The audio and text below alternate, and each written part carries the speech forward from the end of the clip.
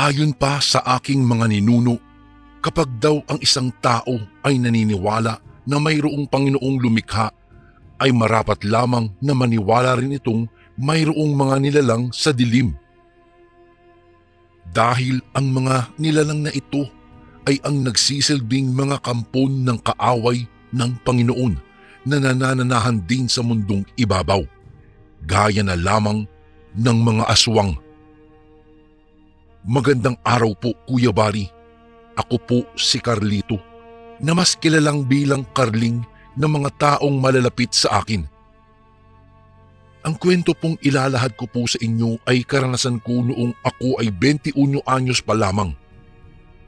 Ito po ay nangyari sa probinsya namin sa Northern Samar. Nang mga panahong iyon, ay nabuntis ko ang nobya kong si Rowena na 16 anyos pa lamang. Magkasama kaming nagtatrabaho noon sa panaderya sa bayan, kaya naging magkasintahan kami. At dahil nga sa hindi pa kami pwedeng ipakasal, ay nagsama kaming dalawa na walang basbas mula sa simbahan. Dahil nga sa siya ay minor de edad pa lamang, ay hindi po pumayag ang kanyang mga magulang na bumukod kami mula sa kanila. May kalayuan din kasi ang bayan mula sa tinitirhan ng kanyang mga magulang na kung saan ako nagtatrabaho. Ayaw nilang mangupahan kami roon dahil dagdag lang daw iyon sa gastusin, lalo na at nag-iipon pa lang kami para sa panganganak ni Rowena. Ang baryo po, Kuya Bari, ni na Rowena ay hindi pa naaabot ng elektrisidad. Ang gamit namin doon dati ay lampara lamang na nilalagyan ng gaas sa tuwing sumasapit ang gabi. Nasa katamtaman namang laki ang bahay nila, nayari lamang sa kahoy at mayroong mataas na silong. Bali po ang nakatira roon ay ang mga magulang ni Rowena at ang kanyang lola na may katandaan na. Malalayo rin ang bawat agwat ng mga bahay doon, kaya masasabi kong mapayapa ang kanilang baryo. Lingguhan din ang pag-uwi ko dahil stay-in po ako sa panaderyang pinagtatrabahuan ko sa bayan. 10 oras na po ng gabi nang mapansin ko na tila ba marahas na binuksan ang bintana sa sala ng kung sino at ramdam ko na may lumundag pababa mula roon. Siyempre, dahil sa buntis po ang asawa ko ay alerto akong bumangon upang tignan kung sino ang lumikha ng ingay na iyon. Usap-usapan din kasi sa baryo na iyon na may aswang di umano na gumagala-gala roon sa tuwing kabilugan po ng buwan. At sa paglabas ko nga, Kuya Bari, ay nasipat kong nakabukas ang bintana. Nang sumilip ako at dumungaw sa labas, ay wala naman po akong napansin na kahina-hinalang nilalang, kaya ang ginawa ko na lamang ay isinarado ko ang bintana at siniguradong hindi iyon mabubuksan ng basta-basta mula sa labas. Saka ko pa lamang namalayan na wala pala sa loob ng aming silid ang asawa ko nang makabalik na ako.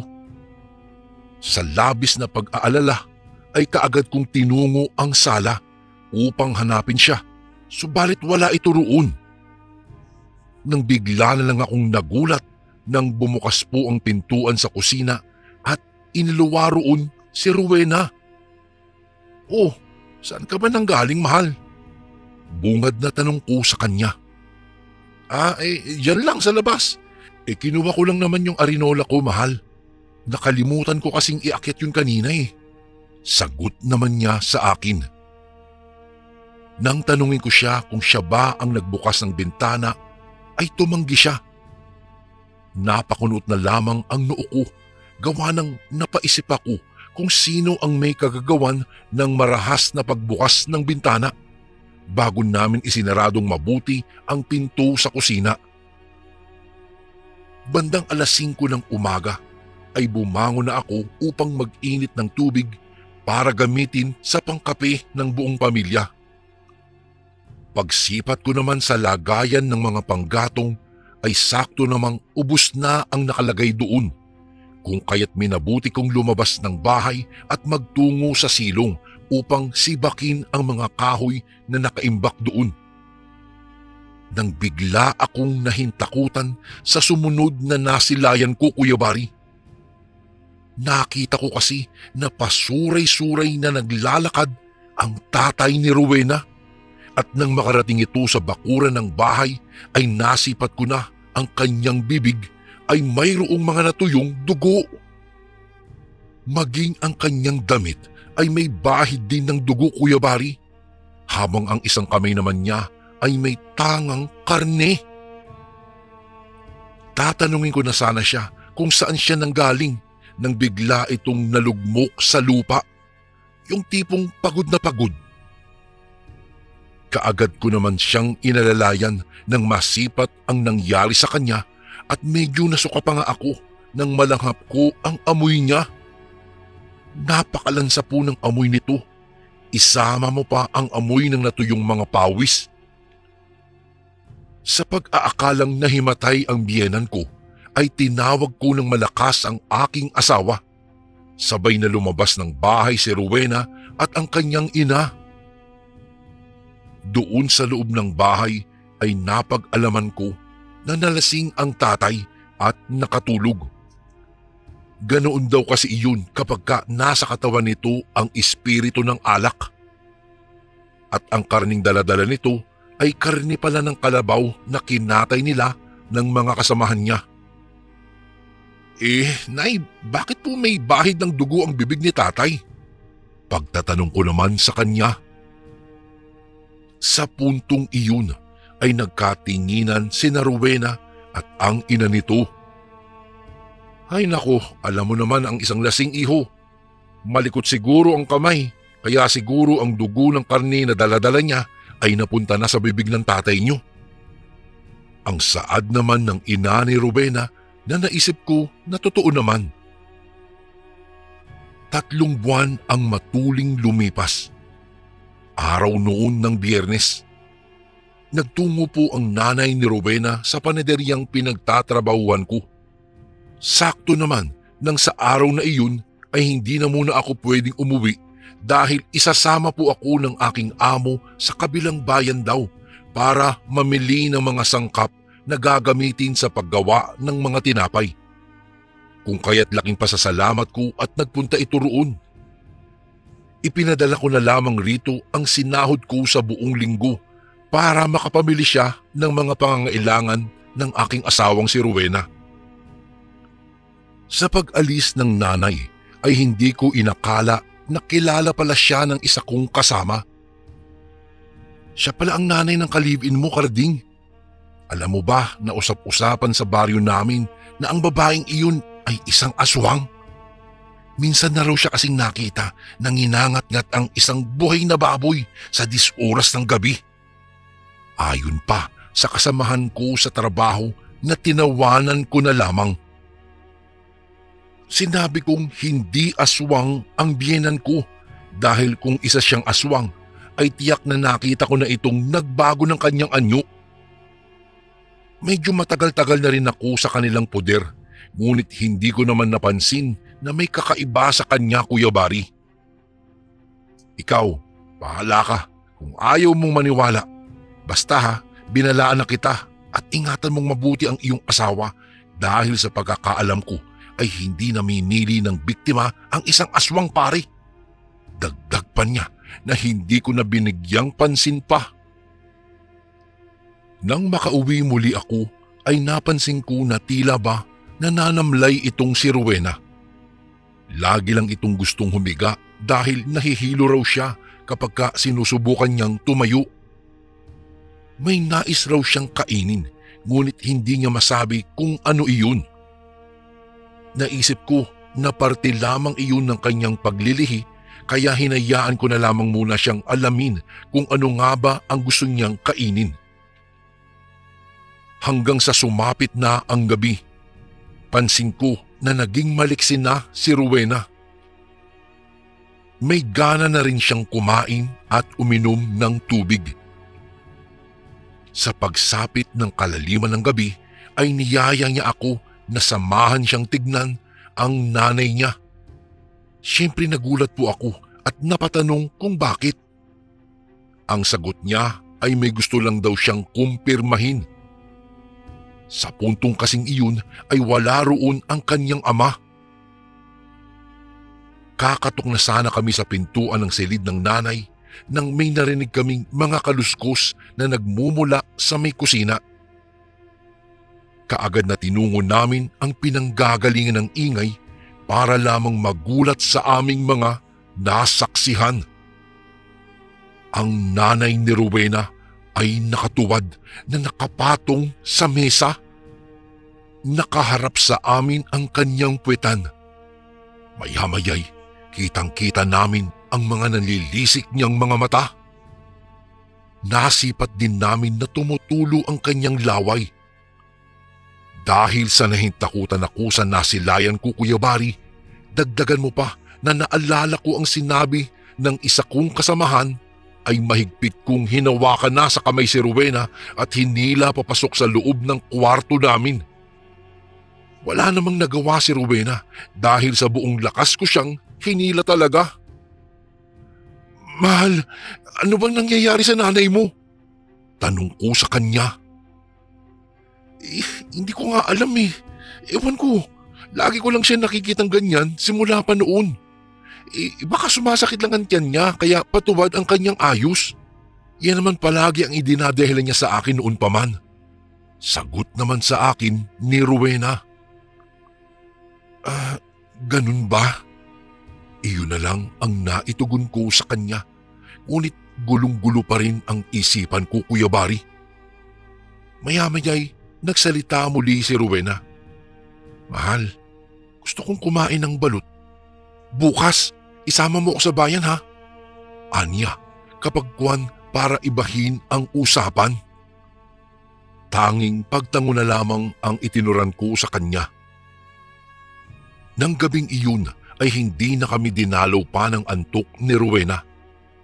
Siya ay parang nagkaroon ng iba yung lakas dahil pinagkakaabalahan niyang tupiin yung mga damit namin na bagong laba doon sa loob ng aming silid. Ako naman ay nakikiramdam lang sa labas ng kwarto. Baka kasi anong gawin ng nanay ni Rowena?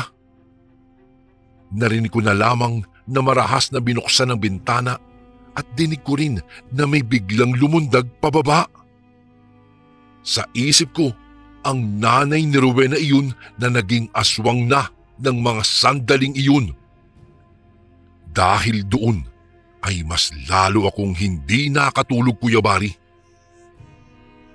Bandang madaling araw naman ay naramdaman ko na binuksan ang pinto sa kusina at makaraan lang ang ilang sandali ay bumukas naman ang pintuan sa kwarto ng biyenan ko.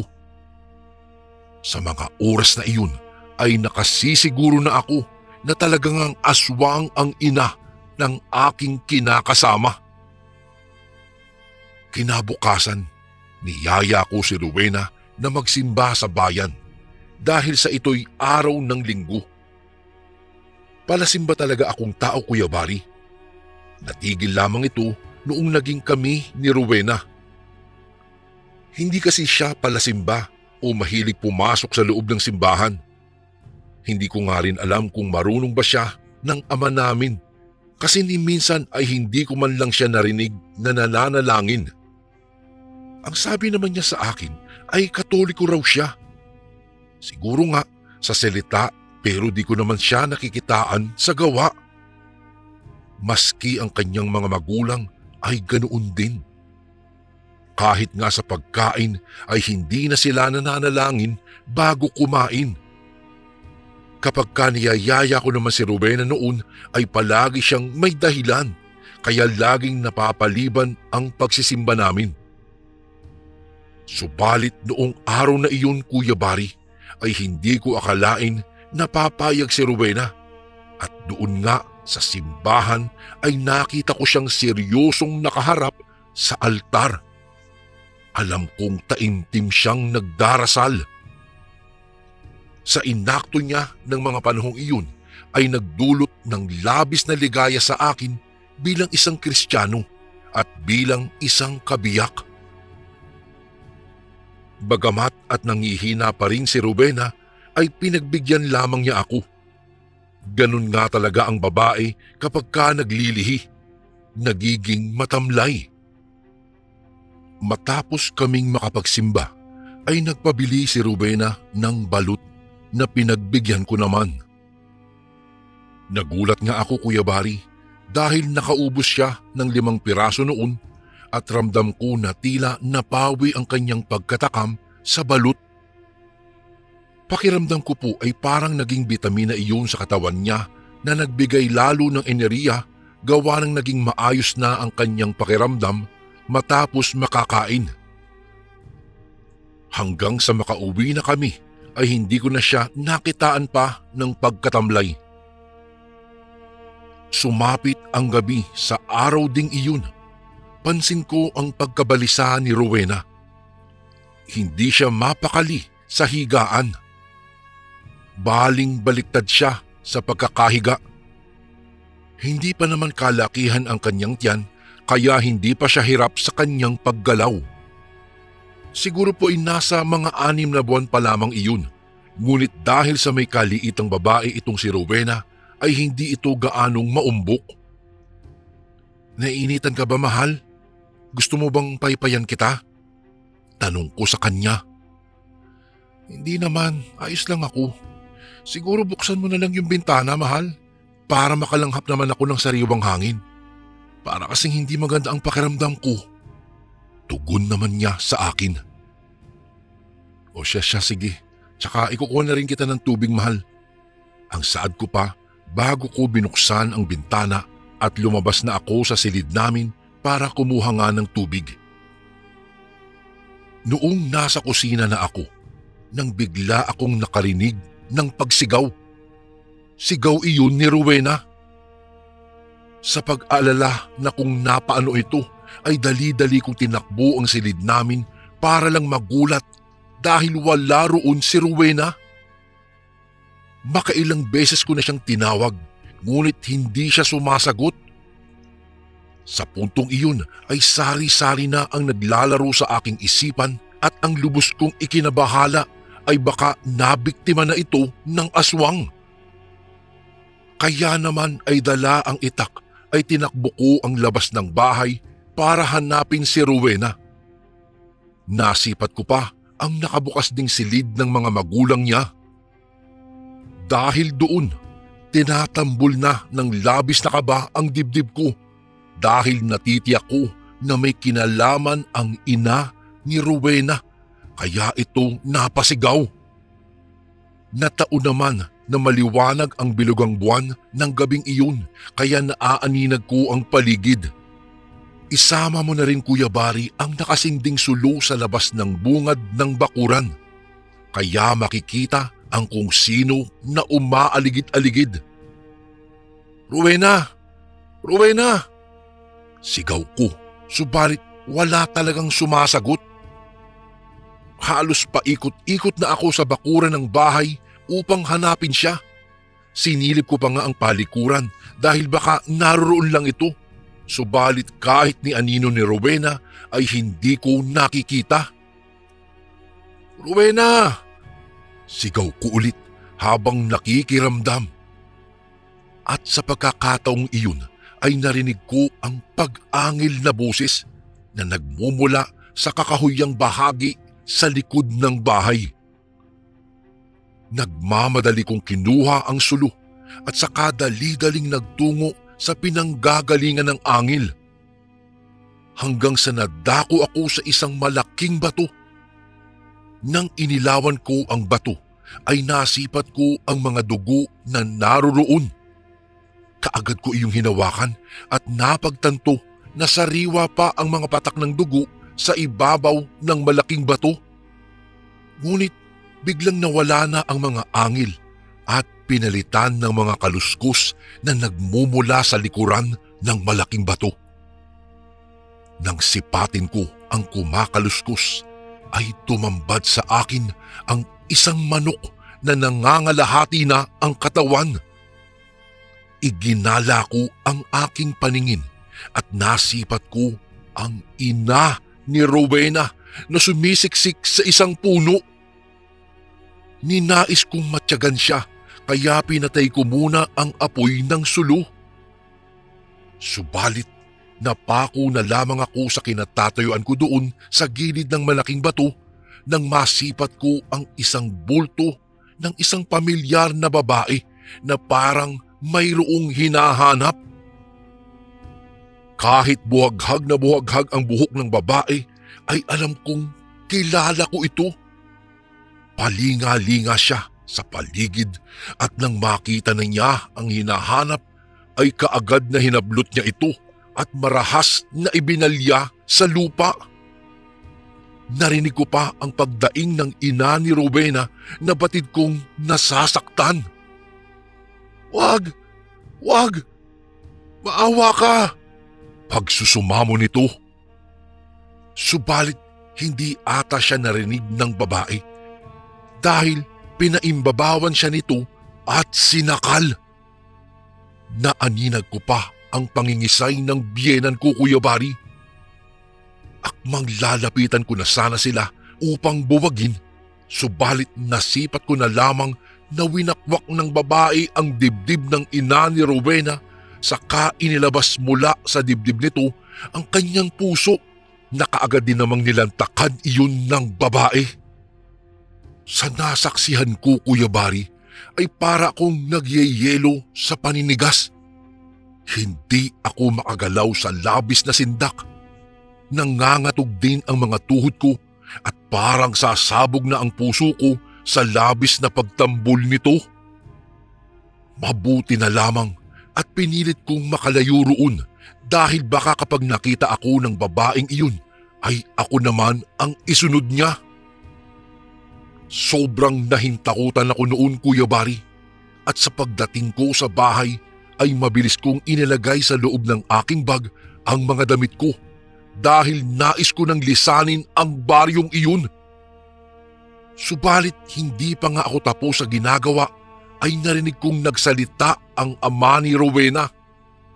Nagtatanong siya kung nasaan ang mga tao sa bahay. Hindi ako kaagad nakasagot dahil hindi ko alam ang aking sasabihin. Nang mga sandaling iyon, Kuya Bari, ay para akong isang kriminal na nagmamadaling makatakas. Akmang lalabas na ako ng bahay nang biglang sumigaw ang ama ni Rowena na nasa silong. Humihingi iyon ng tulong. Kaagad ko siyang tinungo na hindi hinihiwalay ang itak sa mga kamay ko. Sa pagdating ko sa kanyang kinaroroonan ay tumambad sa paningin ko ang katawan ng lola ni Rowena. Wakwak na ang dibdib nun at nagtatamo ng maraming pinsala na para bang nginat-ngat ang mga laman. Aswang! Aswang ang may kagagawan yan! Paghihisterikal kong saad. Alam ko, Carling, alam ko. Narinig kong turan ng tatay ni Rowena. Ang mabuti pa, umalis na tayo rito.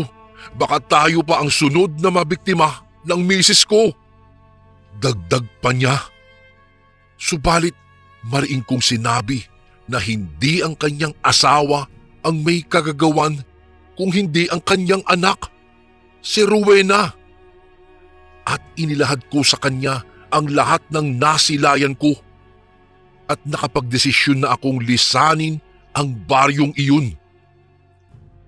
Kuya Bari, magkasama naming tinaluntun ang daan. Subalit bigla na lang humarang sa dinaraanan namin si Rowena. Siya ay duguan. At sa walang ano-ano ay bigla na lang humandusay ito. Nanaig pa rin ang pagmamahal ko sa kanya sa kabila ng aking mga nasaksihan. Kaagad ko siyang dinaluhan at itinayo. At nawindang ako ng husto nang masilayan ko ang tangan niyang isang braso na nasisiguro kong braso ng kanyang ina. Ang kanyang bibig ay may bahid pa ng dugo at mga laman. Sa puntong iyon, Napaatras na lamang ako nang bigla siyang gumalaw at marahas akong hinablot sa braso. Ang mga mapupula at nanlilisik niyang mga mata ay parang takam na takam pa sa dugo at laman. Nakalabas din ang kanyang dila na naglalaway. Akmang kakagatin na niya ako nang biglang lumamlam ang kanyang mga mata. "Carling! Carling, tulungan mo ako! Hirap na ako!" Anya, at pinakawalan niya ang braso ko na nagpupumiglas. Subalit bigla na lang naging mabalasik ang kanyang mga mata at kaagad na dinampot ang brasong dala niya na nahulog sa lupa at paulit-ulit na dinilaan. Batid kong pilit na pinaglalabanan ni Rowena ang mawala sa sariling katinuan nang gawin niya iyon. Ngunit bigo siyang kalabanin ang kanyang sarili. Sa harapan namin ng tatay niya ay walang habas na kinain niya ang braso ng kanyang ina. Hanggang sa muli ay sinunggaban niya ako para siguro ay kainin. Subalit sa puntong iyon, Kuya Bari, ay hindi siya nagtagumpay dahil mabilis na nataga siya ng kanyang ama. Napadaing si Rowena at ramdam na ramdam ko na nagbalik siya sa huwisyo. Itay! Itay! Ituloy mo na! Patayin niyo na ako! Ayoko nang maghirap pa ng husto! Maawa kayo! Ayoko nang mabuhay sa ganito! Anya na tumutulo ang mga luha. Rowena, anak, bakit mo tinanggap ang sumpa na ang nanay mo lang ang nagtataangan? Saad ng tatay ni Rowena na sa puntong iyon ay umiiyak na rin. Dahil gusto ko na pong wakasan ang paghihirap niya, tay. Naawa na ako sa kanya na inaalipusta ng iba. Sawa na po ako makarinig ng mga masasakit na salita mula sa kanila. Akala ko'y magiging madali ang lahat, pero kay hirap palang pigilin na matakam sa dugo at laman ng isang tao. Pagdurusang wika ni Rowena. Inilahad din ni Rowena na naging mas tumindi ang pagnanasa niya sa laman nang matikman niya ang dugo ng kanyang lola na nauna na niyang naging biktima. Hindi ko lubos akalain na sa ganoong kadaling iglap lamang ay napaslang ni Rowena ang dalawang matanda. Matapos na ilahad niya iyon, ay bigla na lamang bumalasik ang kanyang anyo. Kaagad na nahila niya ang mga paa ko dahilan upang bumagsak ako sa lupa. Kinaladkad ako ni Rowena sa damuhan. Hindi ko na maisip pa kung ano ang sasabihin dahil nagsanib puwersa na ang takot, sindak at pagkalito sa aking isipan. Sa isip-isip ko ay baka iyon na ang nakatakda kong katapusan at tatanggapin ko iyon kung iyon nga ang nararapat. Subalit, bigla ko na lamang narinig ang paghiyaw ni Rowena kasabay ng pagpakawala ng sigaw ng kanyang tatay. Kasabay sa pagtarak ng itak sa katawan ni Rowena. Ramdam na ramdam ko ang panghihina nito at sa dahan-dahan ay nabitiwan niya ako. Narinig ko pa ang sinambit niya bago siya nangisay sa ibabaw ng lupa. Salamat, tatay! Ang komosyon sa lugar na iyon ay naging banayad na rin matapos na bawian ng buhay si Rowena. At bago pa sumapit ang madaling araw, ay tuluyan na akong nakalayo sa lugar na iyon. Hindi ko na alam pa ang sumunod na nangyari roon dahil pinaalis na ako ng tatay ni Rowena. Bumalik na rin ako sa aming baryo, Kuya Bari, at hinintay na kumalat ang balita tungkol sa pagkamatay ng lola, ina at ni Rowena. At sa paglipas nga ng ilang araw, ay nakarating sa baryo namin ang balita na pinatay daw ng tatay ni Rowena ang kanyang pamilya dahil nga sa hindi malamang problema. Nakita na lang daw ng isang kapitbahay ang sulat ng tatay katabi ng kanyang malamig na bangkay. Laking pasasalamat ng mga taga sa amin na hindi raw ako napasama sa mga napaslang. Subalit ako na alam ang tunay na pangyayari ay halos mabaliw. Ang alam ng mga kapamilya ko ay labis akong naghihinagpis na pinaslang ang kinakasama at ang magiging anak ko. Ang hindi nila alam, Kuya Bari, ay naghihinagpis ako dahil hindi ko matanggap na may pinatay ang kinakasama ko dahil lang sa isang sumpa ng pagiging isang aswang. Hindi ko rin lubos akalain na si Rowena mismo ang papaslang sa kanyang lola at nasaksihan ko pa na kinain niya ang kanyang sariling ina. Sa paglipas po ng mga panahon ay unti-unti ko nang natanggap ang lahat at unti-unti na rin akong nakabangon mula sa pagkalugmok dahil na rin sa pananalig ko sa puong may kapal. Ang lahat po ng mga nangyari ay ipinagpasa Diyos ko na lamang hanggang sa tuluyan na akong nakabawi at nakabangon. Ang ginawa ng tatay ni Rowena ay isang kadakilaan para po sa akin. Gawa ng inako niya ang lahat ng pagkakasala upang mapagtakpan lamang ang kanyang pamilya, upang maitago pa rin ang sikreto ng kanilang pamilya. Sa kabila ng lahat ay nanaig pa rin ang kanyang pagiging isang dakilang padre de pamilya. Kuya Bari, ang karanasan kong ito ay ngayon ko lang ipinaalam sa iba. Ngayong ganap na naghilom ang mga sugat na nilikha ng kahapon. Naisip ko na kahit itago ko ito hanggang sa dulo ng aking buhay, ay wala namang magbabago kahit minsan ay nasaksihan ko ang babaeng minahal ko na kinain niya ang kanyang sariling ina. Hanggang dito na lang po ang aking kwento, Kuya Bari. Sana po'y mapayagan niyo pong maitampok din ito sa inyong channel. Salamat ulit in advance and more power po sa Ang Sundo Horror Stories. Lubos na gumagalang, Carlito. And again, maraming salamat po mga kasundo. Don't forget to subscribe and i-click nyo lang po yung bell na button para updated po kayo sa mga upcoming videos namin na paparating. Maraming salamat po ulit. God bless and ingat po lagi dyan. Ito po si Kuya Bari at ako ang Sundo.